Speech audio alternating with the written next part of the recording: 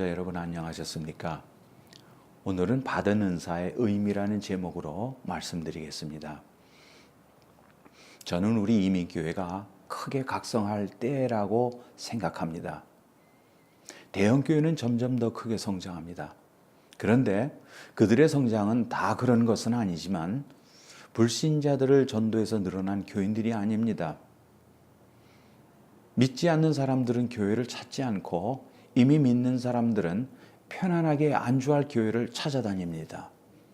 이미 건물을 다 지어놓은 교회, 시설이 좋은 교회, 더 이상 자기를 간섭하지 않는 교회, 자기 이름도 모르고 일도 안 시키는 교회, 그냥 예배만 드리면 되고 봉사와 헌신은 할 필요가 없는 교회, 이런 교회만 날로 부흥합니다.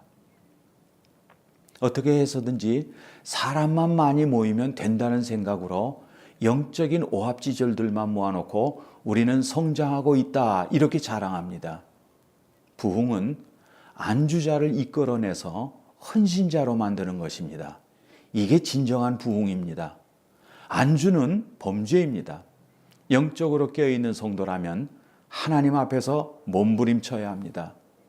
마가복음 5장에서 보면 예수께서 거라사의 군대 귀신 들린 자를 치유해 주는 장면이 나옵니다.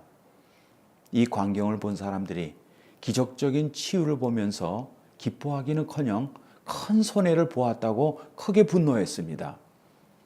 저희가 예수께 그 지경에서 떠나시기를 간구하더라. 마가복음 5장 17절 말씀입니다. 돼지떼의 주인과 우리가 별로 다르지 않습니다. 구원의 감격, 화평케함, 영적 충만과 같이 시급하고 중요한 것에는 안중에도 없습니다. 어떻게 하면 돈 벌까? 어떤 줄에 서야 출세할까? 어떻게 하면 편안할까? 이런 쪽으로만 마음을 씁니다. 하나님께서 우리를 부르신 목적이 있습니다. 부활의 주께서 제자들에게 남기신 마지막 유언입니다. 오직 성령이 너희에게 임하시면 너희가 권능을 받고 예루살렘과 온 유대와 사마리아와 땅끝까지 이르러 내 증인이 되리라 하시니라.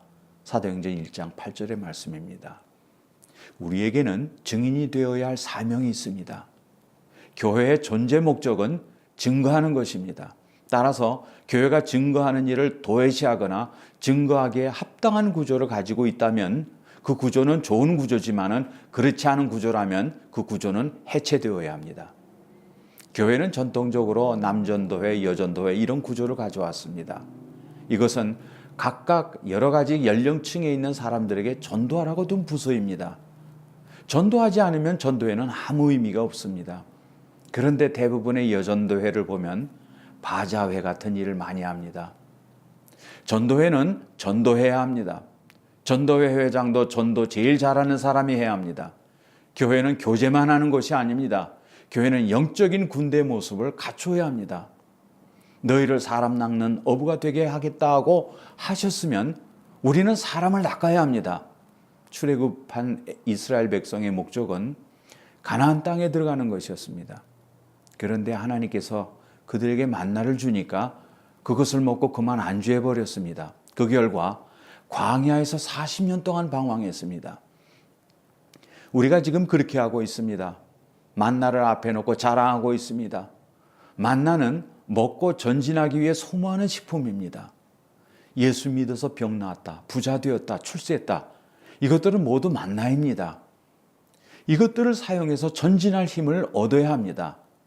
우리도 만나를 먹었으면 복음을 확산시키는 삶을 살아야 합니다. 만나 먹고 광야에만 있다면 그것은 방황하는 인생입니다. 만나가 없다 할지라도 허리띠를 졸라매고 가나안 땅에 들어가면 그것은 성공한 인생입니다.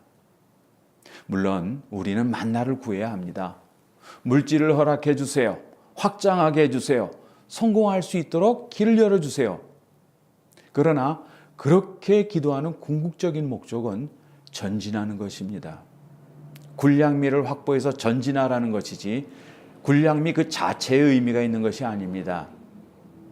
하나님께서 주신 군량미로 쌀 장사를 해서는 안 됩니다.